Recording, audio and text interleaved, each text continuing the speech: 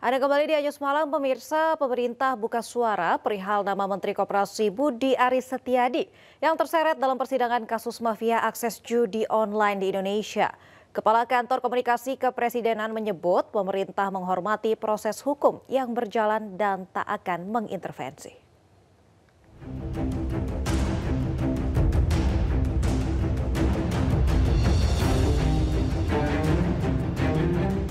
Nama Menteri Koperasi Budi Aris Setiadi muncul dalam surat dakwaan Jaksa Penuntut Umum di persidangan kasus judi online pegawai Kementerian Komunikasi dan Digital di Pengadilan Negeri Jakarta Selatan.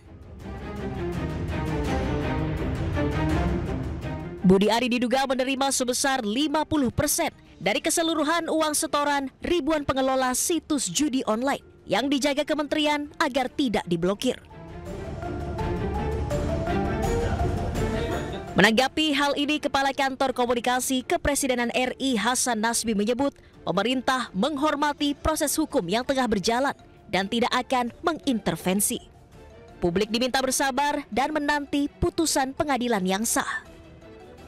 Pemerintah itu menghormati proses hukum, jadi biarkan saja proses hukum ini berjalan dan kita yakin proses hukum ini akan membuka semuanya dengan terang benderang. Jadi yang salah akan dibilang salah di situ, yang tidak bersalah juga jangan dipaksakan jadi salah kan. Yang tidak bersalah juga nanti tentu akan terbukti tidak bersalah. Jadi kita tunggu saja proses-proses seperti ini dan kita harapkan masyarakat, teman-teman media juga memantau ini dengan proper. Jadi kita tunggu keputusan pengadilannya sehingga kita tidak mendahului keputusan pengadilan. Kasus judi online di Indonesia melibatkan 11 pegawai aktif Kementerian Komunikasi dan Digital. Sidang perdana perkara ini telah digelar pada Rabu 14 Mei 2025 lalu dengan agenda pembacaan dakwaan atas 4 terdakwa. Dalam kasus ini 4 orang masih dinyatakan buron dan dalam pengejaran pihak kepolisian. Tim Liputan iNews melaporkan. Sementara itu, Kejaksaan Agung menyebut apa yang ada di dalam dakwaan merupakan hasil dari penyidikan. Berikut keterangan lengkap Kapus Penkum Kejagung Harli Siregar. Majelis Hakim dalam memeriksa mengadili suatu perkara, ya, bagi perkara pidana tentu didasarkan pada surat dakwaan jaksa penuntut umum. Itu koridornya. Nah, jaksa penuntut umum dalam menyusun surat dakwaannya tentu berdasarkan fakta-fakta dalam berkas perkara. Itu ya, tidak boleh lari dari situ. Nah, berkas perkara disusun oleh penyidik berdasarkan bukti-bukti yang diperoleh dalam proses penyidikan. Itu dulu prinsipnya. Nah, tentu dalam kaitan perkara ini kan ada beberapa orang yang sudah statusnya menjadi terdakwa. Ya. Dan tentu jaksa penuntut umum dalam menyusun surat dakwaannya tentu didasarkan pada fakta-fakta yang ada di dalam berkas perkara. Nah, seperti yang dipertanyakan teman-teman media. Nah, lalu seperti apa nanti? Maka kita lihat dalam proses persidangan ini. Ya. Karena apa? Karena proses. Sebelumnya, mantan Menteri Komunikasi dan Informatika Budi Aris Setiadi telah diperiksa Korps Pemberantasan Tindak Pidana Korupsi Polri di Bareskrim dan pemeriksaan Budi Ari terkait kasus penyalahgunaan wewenang pemblokiran kasus judi online.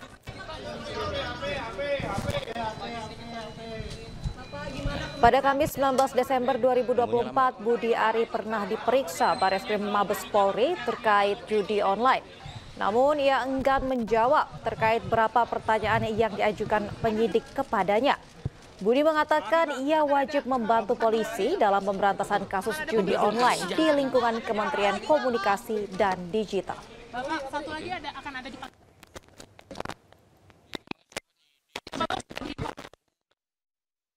Kita ke informasi lainnya, pemirsa. Sidang lanjutan dalam kasus suap vonis bebas Ronald Tanur kembali memeriksa ibunda Ronald Tanur, Meriska Wijaya. Mau bagaimanapun perkara ini terserah atau bagaimana?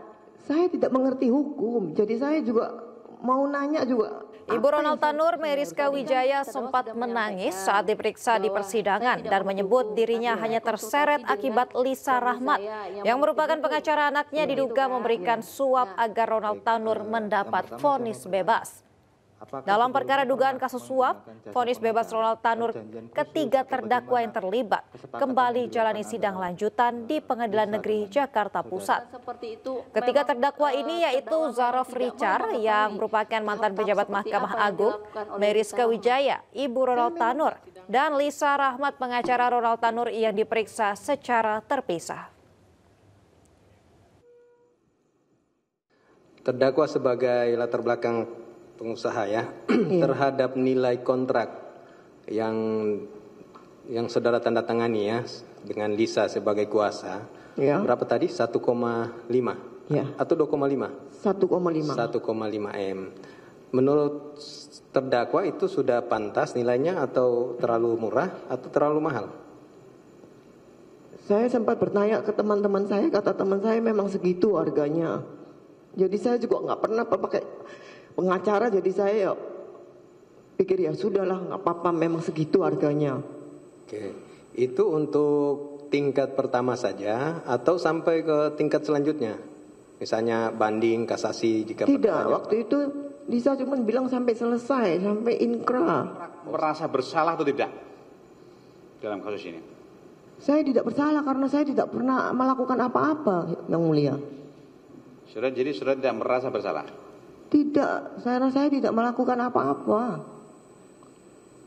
Saya justru sebagai korban di sini, Mang Mulia, karena saya tidak pernah tahu apapun yang dilakukan oleh pengacara anak saya. Mantan Ketua Pengadilan Negeri Surabaya Rudi Suparmono menjalani sidang perdana di Pengadilan Sidang Tipikor Jakarta. Sidang beragendakan pembacaan dakwaan. Dalam sidang perdana, jaksa mendakwa Rudi Suparmono menerima suap senilai $43.000 Singapura terkait dengan perkara pembunuhan dengan terdakwa Gregorius Ronald Tanur, anak dari Edward Tanur. Suap tersebut diberikan oleh Lisa Rahmat selaku pengacara Ronald Tanur agar menunjuk majelis hakim perkara Ronald sesuai keinginannya. Selain didakwa menerima gratifikasi, Rudi Suparmono juga didakwa menerima suap sekitar $545 juta saat menjabat menjadi Ketua Pengadilan Negeri Surabaya. Jadi sidang hari ini kita untuk perkara atas nama Pak Rudi Suparmono ya, selaku Ketua Pengadilan Negeri Surabaya waktu itu ya. Hari ini akhirnya pembacaan surat dakwaan dari penuntut umum. Ya, sebagaimana tadi juga kita saksikan bersama, dakwaan penuntut umum berbentuk kombinasi, yaitu alternatif dan kumulatif. Ya, ada 4 pasal alternatif di dakwaan ke-1, dan itu sama sebagai penyelenggara negara, dan pasal 12 bis dalam hal penerimaan gratifikasi. Ya.